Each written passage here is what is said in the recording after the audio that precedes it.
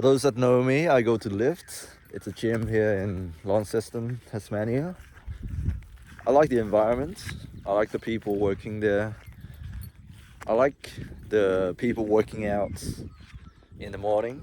The morning crew is great. I train without headphones. I train without earbuds. That's just me, like I think I get distracted with the music going on and I lose balance. I like training without music because it allows me to, calm myself. I don't want to be in an artificial state because I want to accomplish these lifts in a calm manner.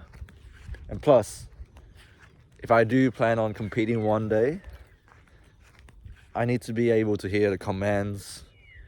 So I think it's just natural that I tend to gravitate towards this. Anyways, because I don't have that headphone on, sometimes I run into people and I get to talk about really interesting topics. People coming up to me, sometimes just complimenting my form, talking about training. I love it. As you all know, I love talking to people. Even though I'm an introvert, I keep a lot of things inside my mind, but we all yearn for connection, but that's not the topic of today's video. Anyways, as I was warming up for 172.5 kilogram yesterday on the low bar back squat, which was my old personal record, I smashed it. I think I'm capable of more. Pete came up to me. Now, Pete, I ran into him ever since the first day I came to this gym, and he's a very strong dude. I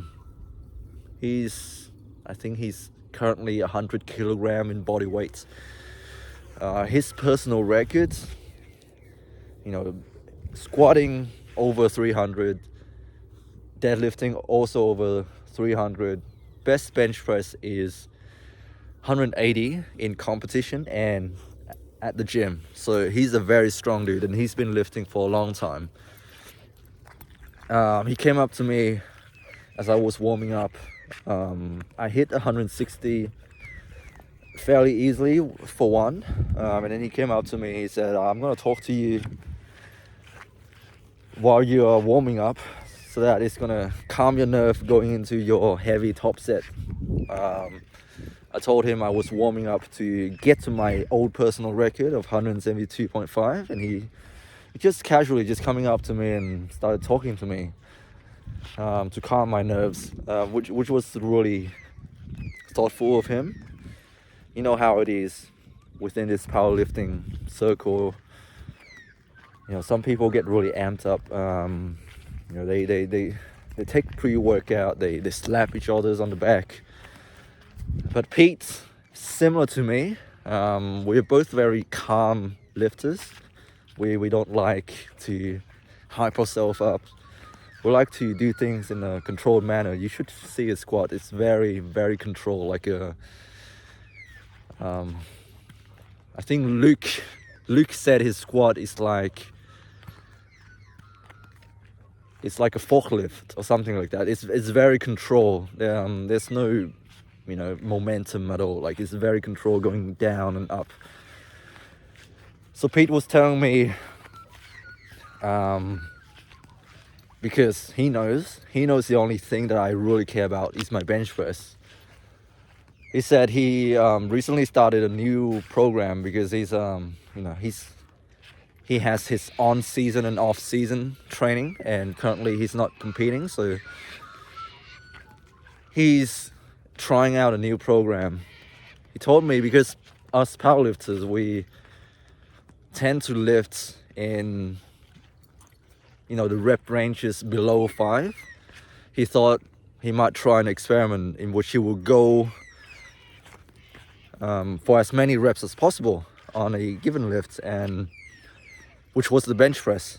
So he started off the program, the block, with just 70 kilogram, and he tries to do as many reps as possible in as little time as possible. So no pausing, just going down, like down, up, down, up, down, up, just bang, bang, bang, bang, just repping out as many reps as possible. And on the first week, he got, I don't know how many he got, 70 kilogram for 36 or something. And the next week he just increased the weight and keep increasing the weight until he can no longer hit 15 reps. And that's you end the block when you can no longer hit 15 reps, and you restart again in week 1 of the next block with the same weight that you started off in block number 1. And he found out that his AMRAP increases. So it's just a different training modality, but he still manages to keep his top end strength by doing 90% of his 1 rep max on one of these training sessions. And I thought maybe I should try that out sometimes, because I've only been lifting within the 8 to 12 rep ranges on a compound lift. I've never gone above that. I don't think I've even gone above 8 reps for the compound exercises. But I think there are benefits to doing that, because you're just using less weights, so it's less prone to injuries, and you also build up your tissues. High reps as well as low reps build muscle mass, but the risk of injury decreases when you use less weights. And it also, I think it's just a nice way for you to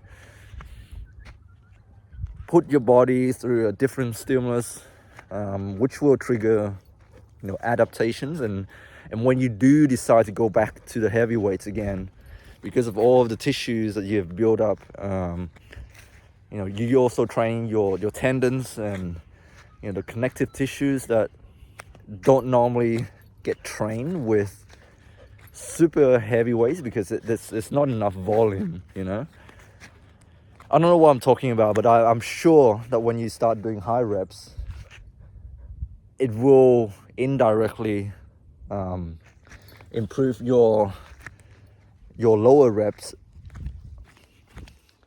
Anyways, yeah, so I talked to Pete about it, and I really like the way he's trying to involve the community, this lifting community, in just becoming better in general. Just hosting these fun gym challenges, just coming up to the members and telling them about his story and asking them if they want to participate in one of these challenges. There's this one that he told me about, in which he would put a bar, a really thick bar on the power rack, and ask people to hold on to it and see if they can beat each other's records. See if you can go above 1 minute. And he found out that the heavier you are, the harder it is to hold on, obviously. But the rock climbers, the really light people, they do very well. The guys that are in my weight range, 67 to 75, they do very well. And then there's also another challenge, doing 50 pull-ups in the least amount of time. And there are multiple approaches to this, but apparently, what do you think? What do you think? How are you gonna get 50 pull-ups in the least amount of time? I would have thought that you do as many reps as possible in your first set, you rest a bit, and then you go again. But apparently that's not the case. Apparently someone found out that if you just do 1 pull-up, you rest for 1 to 2 seconds, and you go again, This makes it the most efficient way to get 50 pull-ups in the least amount of time. And Pete said it's something to do with fatigue, because if you do an AMRAP set, it's very fatiguing, and that ends up not only the set has taken you maybe 1 to 2 minutes to complete. Now that you have to rest another 1 to 2 minutes for your body to be fresh again. So it's just not a very efficient way to do things. So that's really interesting to me. You know, I would have thought that you bang out as many reps as possible, you rest for as long as you need, and then you jump again. That would be the most efficient way. But no, apparently just doing one pull-up, resting for 2 seconds, and jumping back again. You know, so jump up, hold on to the bar, go down, rest, 1, 2, jump up again. And it's just further reinforcing the method in which powerlifters train. They avoid going to failure. They avoid fatigue by just doing singles, doubles, or triples. That's how they manage to get so much power. Because as soon as you start being fatigued, it will take so long for your muscles to recover to do work again. Anyways, that's it for today. I'm gonna go home now because I gotta go to the market with my parents. My mom is flying back to Vietnam on Monday. I just want to get some gifts for my girlfriend. So yeah, I better hurry up. Bailey, let's go.